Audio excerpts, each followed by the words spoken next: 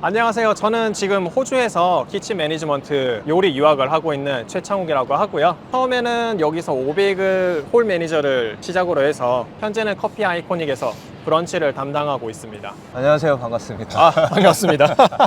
호스피탈리티 관련 경력이 어느 정도 되세요? 우선 여기에 와서 500이라는 곳에서 홀 매니저로 1년 반 정도 있었고요. 그 다음에는 태국 레스토랑에서 9개월 정도 이제 셰프로 있다가 최근에 카페 아이코닉으로 옮겼습니다. 그릴부터 시작해서 오븐이랑 키친에 있는 거의 대부분을 지금 하고 있어요. 태국 레스토랑에서는 제가 웍을 주로 썼는데 여기는 아무래도 팬이랑 그릴 쪽이다 보니까 조금은 결이 다른 것 같아요. 제일 좋아하는 메뉴가 있을까요? 저는 500에 있을 때 요거는 메뉴에는 없거든요. 네, 메뉴판에는 없고 아보카도 메뉴에 살몬을 넣으면 염지된 연어랑 아보카도의 조합이 진짜 맛있어요. 메뉴판엔 왜 없을까요? 그게 제가 너무 의문인 게 이 정도면 있을만한데 싶은데 없어서 오히려 그래서 좀 희소성이 있지 않나? 언제 어느 시간대 가야 줄 서지 않고 먹을 수 있습니까? 아마 브리즈번 오신 분들은 아실 거예요. 500을 항상 줄이 길어서 웨이팅 타임이 한 2-30분 정도 걸리거든요. 그나마 오픈하는 한 8시에서 10시 이번에 연장이 됐어요.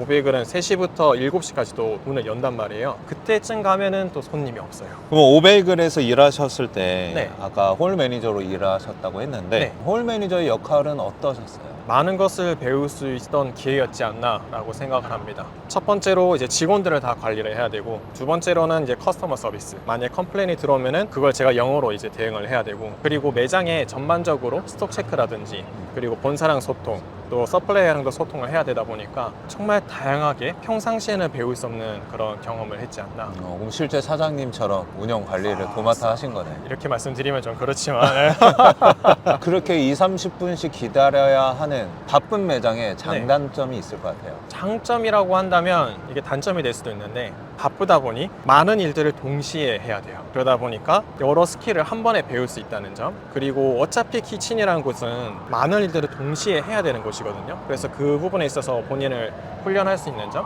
그 부분이 좋은 것 같아요. 네, 그렇게 바쁜 매장에서 근무를 하다 보면 네. 쉽게 지치고 또 아, 포기하는 친구들도 많이 나올 것 네. 같은데 어때요, 실제로? 실제로도 500을 자체는 아무래도 처음 요리를 시작하는 애들도 들어오기도 한단 말이에요. 그 친구들이 정말 이 요리에 대한 열정이 없으면은 금방 그만두는 경우도 있기는 해요. 그래서 인원 교체가 키친 쪽이 조금은 잦은 경향이 있습니다. 그러면 그 인원 배정하고 컨트롤하는 것도 되게 그쵸. 그것만도 스트레스죠. 왜냐면 트레이닝을 시켜놨는데 또 나가게 되고 하는 경우가 있기 때문에. 근데 네. 그 순간을 버틴 친구들은 그래도 잘 그죠. 500도 그런 친구가 있으면은 최대한 이제 프로모션을 시켜준다든지 해서 조금 더 커나갈 수 있는 기회를 주죠. 그런 여러 매장을 근무하면서 여러 가지 에피소드가 좀 많았을 것 같아요. 이거는 제가 태국 레스토랑에 있을 때 한 손님께서 이번에 저녁에 우리가 그룹으로 오는데 이렇게 메뉴를 시키겠다라고 해서 보니까 시푸드도 있고 소고기도 있고 돼지고기도 있고 그 양이 엄청났어요. 그러다 보니까 이거를 오셨을 때 바로 요리할 수 없을 정도의 양이라서 한 오시기 10분 전부터 저희가 다 튀기고 준비를 해놨단 말이에요. 그런데 그 시간에 안 오셨어요. 노쇼인가 해서 좀 당황해하고 있었는데 오셔서 다행인가 싶었는데 갑자기 일행 중에 우리가 베지테리언이 4명이나 있어서 지금 주문한 시푸드랑 일반 육류는 다 취소하겠다 하시는 거예요. 그래서 그 음식을 다 고스란히 저희가 떠안았죠. 보통 예약을 할 때 그걸 확인하고 그렇죠. 네. 그런데 그거를 확인을 안 하신 것 같아요. 그래서 막상 오고 나니까 나 베지테리언인데? 나 비건인데? 이렇게 돼버리는 거예요. 그걸 근데 매장이 떠안았어요? 거기다 대고 이거 사셔야 됩니다. 강매할 수는 없다 보니 또 커스터머 서비스가 중요하다 보니 그걸 떠안았죠. 다 꽤 컸어요. 알겠습니다. 매장에서 일하면서 영어는 어느 정도 사용을 하세요? 그게 정말 애매한 것 같아요. 표현하기가 이 정도 레벨이면 뭐 IH 6이면 괜찮을 것 같아 이렇게 말씀드리기가 참 애매한 게, 아무래도 요리다 보니까 영어가 그렇게 막 필요하진 않아요. 그렇지만은 그래도 내가 지금 뭘 하고 있다, 헤드 셰프가 이렇게 해라 했을 때 그거를 제대로 캐치해서 할 수 있을 정도는 최소한 돼야 된다고 봐요. 근데 그 가운데서도 좀 미스커뮤니케이션들이 일어난 텐데 그렇죠. 네.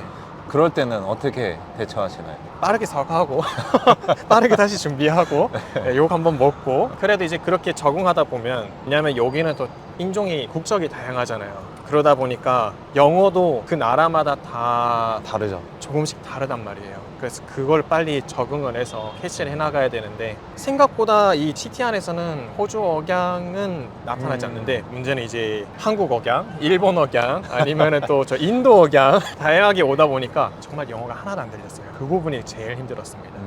특히 헤드 셰프가 외국인이면 와, 신기한 거는 네. 또 다른 호주 애들은 또 그걸 알아들어요. 알아들어요. 네. 나만 못 알아들어. 맞아요. 이거는 노력할 수밖에 없는 부분이다. 네. 라고. 그리고 또 네. 뭐 실수를 통해서 배워 나가는 아, 거니까. 그렇죠, 그렇죠.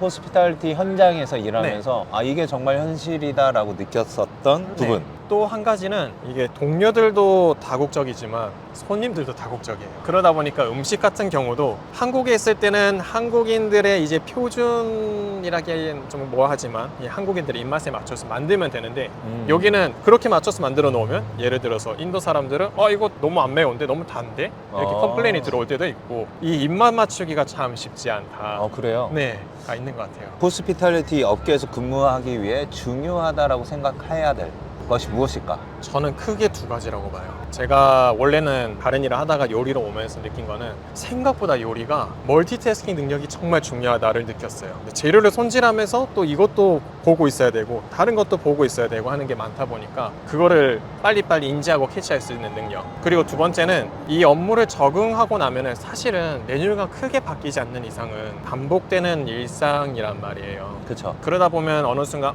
루즈해지고 내가 왜 이걸 하고 있지? 라는 매너리즘에 빠지기 쉽다. 그래서 이 똑같은 업무 안에서도 뭔가 또 배워나갈 게 있지 않을까라는 그런 진취성, 그 두 가지가 가장 필요하지 않을까 싶습니다. 진취적이고 그 다음에 본인이 정말로 열심히 할 수 있는 의지가 있는 사람들한테 추천을 할 수 있지 않을까 싶습니다. 저는 요리를 지금 배워나가면서 느낀 게 정말 그 사소한 디테일, 조금 들어가는 그 조미료 하나에도 맛이 확확 바뀌다 보니까 그런 거에 대해서 좀 더 준비를 하면 좋지 않을까라는 생각이 듭니다. 요리 이전에 다른 일을 하셨다고 했는데 네네. 어떤 일을 하셨을까요? 저는 제일 처음 했던 게 해외 영업부.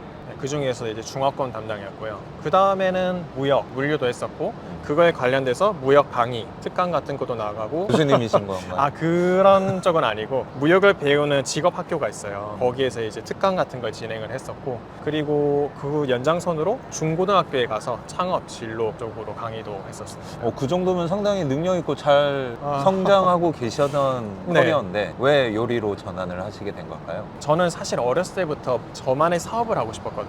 그래서 제가 무역을 시작했고 내 사업은 무역이다 이렇게 생각을 했는데 우연찮은 기회로 이제 호주로 오게 됐는데 호주에 오고 나니까 이 요식업도 엄청 사업으로서 강점이 있겠다 이런 생각이 드는 거예요. 요거를 제대로 한번 살려보자 라는 생각이 들어서 결심을 하게 되었습니다. 요식업 관련한 사업, 비즈니스를 역시 구상하며 지금 열심히 공부하고 계신 거군요. 그쵸.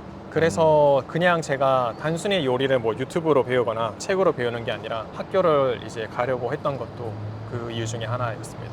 사실 엄청 젊어 보이시지만 적지 않은 나이에 커리어 전환을 도전하셨어요. 그렇게 결정하시게 된 네. 어떤 특별한 계기. 우선은 많이 무서웠어요. 왜냐면 제 나이가 30대 이제 거의 중반을 바라보고 있다 보니 만약에 여기서 공부를 하다가 제 뜻대로 안 돼서 한국으로 가게 되면은 어떻게 보면 경력은 경력대로 단절이 되고 비용도 이제 학비라든지 이런 게 나가다 보니 베이스가 완전 없어지게 되니까 걱정이 크죠. 근데 지금까지 제가 다양한 일을 해보면서 결국은 그때 도전했던 그 일이 그 다음 도전하는 일에 도움이 되는 경우가 엄청 많았기 때문에 그래서 이번에 도전하는 이 기회도 나중에 미래에 저한테 큰 도움이 되지 않을까라는 생각에 그래 그러면 지금은 도전하자 하고 싶은 거 해보자. 그리니치에서 학업을 하고 계신데 네, 여러 요리 학교 중에 그리니치를 선택하신 이유가 있을까요? 저는 뭔가를 선택할 때 정말 신중하고 그거에 대해서 파는 성격이거든요. 그래서 사실 호주에도 여러 학교가 있기는 하지만 그리니치가 또 그 중에서도 규모가 꽤 커요. 그래서 선택한 부분도 있고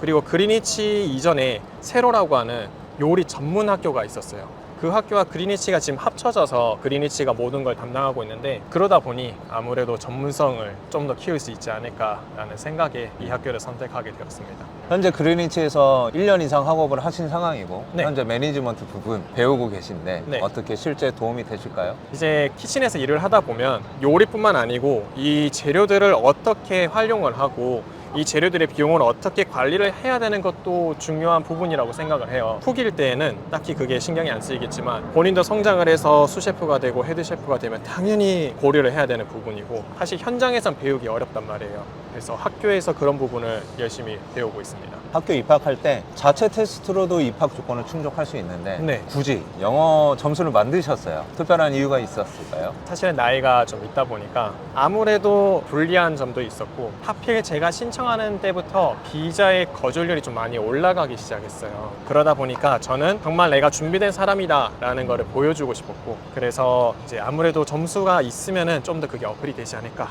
라는 생각에 PT를 준비했었습니다. 처음에는 네. 이제 그리니치 골드코스트 캠퍼스를 네. 선택하셨어요. 맞아요. 실제 한 텀인가 두 텀 정도 들으셨고 네. 그리고 나서 브리즈번 캠퍼스로 옮기셨는데 맞습니다. 특별한 이유가 있으셨을까요? 저는 여기서 요리를 배워서 사업으로 넘어가고 싶었어요. 그러려면 아무래도 영주권이 있어야 되는 상황이고 아무래도 인구 저밀도 지역이 영주권 따기 조금 더 수월하지 않을까라고 생각을 해서 처음에 골드코스트로 캠퍼스를 설정을 했었습니다. 근데 골드코스트는 관광지다 보니까 호텔급의 정말 큰 레스토랑이 있거나 아니면 정말 1, 2인 기업의 영세한 레스토랑이 대부분이고 그 중간급의 레스토랑이 브리즈번보다는 조금 적었어요. 그러다 보니까 뭔가 새롭게 요리를 시작하기에는 저한테는 좀 어려움이 있었고 제일 큰 거는 제가 브리즈번에서 1년 이상 있다 보니까 아무래도 지인이라든지 제 연고가 여기가 되다 보니 여기서 기회를 다시 찾아보자 라는 마음에 브리즈번으로 넘어왔습니다. 실제 브리즈번으로 와서 더 도움이 되신 것 같아요. 오히려 더 좋은 것 같아요. 지인들이 더 많이 가르쳐주고 이끌어주고 해서 열심히 지금 배우고 있습니다. 홀로 외지에서 고생하는 것보다 아 그렇죠. 조금이라도 의지할 곳이 있다면 네, 그게 더 버틸 힘이 되는 거죠. 네. 아이월드는 어떻게 알고 연락 주셨나요? 제가 나이도 있고 또 실제로 이 요리 유학을 하겠다라고 결정을 했을 때 그 직전 비자가 한 달도 안 남은 상황이었어요. 그래서 저한테는 정말 시간이 얼마 없었고 또 거절률이 높다 보니까 절박한 거예요. 그래서 사실은 아이월드로 오기 전에 한 4군데 정도 또 상담을 받아봤어요. 근데 대부분은 제가 느꼈을 때 오늘 상담하는 한 20명, 30명 중에 1명이라는 느낌으로 상담을 하시고 뭐 마음을 정해지시면 연락 주세요. 이런 느낌으로 보통은 상담을 받았단 말이에요. 저는 절박했군요. 그렇기보다는 이제 대화를 나누는데 제가 약간 애매모호해서 결정을 못 내리고 있는 부분을 질문을 드리면은 그 부분에 대해서 정말 진심으로 상세하게 답변을 해주셔가지고 아 여기면은 믿고 갈 수 있겠다라는 생각이 많이 들었어요. 그래서 지금까지 이렇게 잘 생활을 하고 있습니다. 네, 감사합니다. 요리를 시작하려는 이 학생들에게 해주고 싶으신 말이 있다면 한 말씀 부탁드릴게요.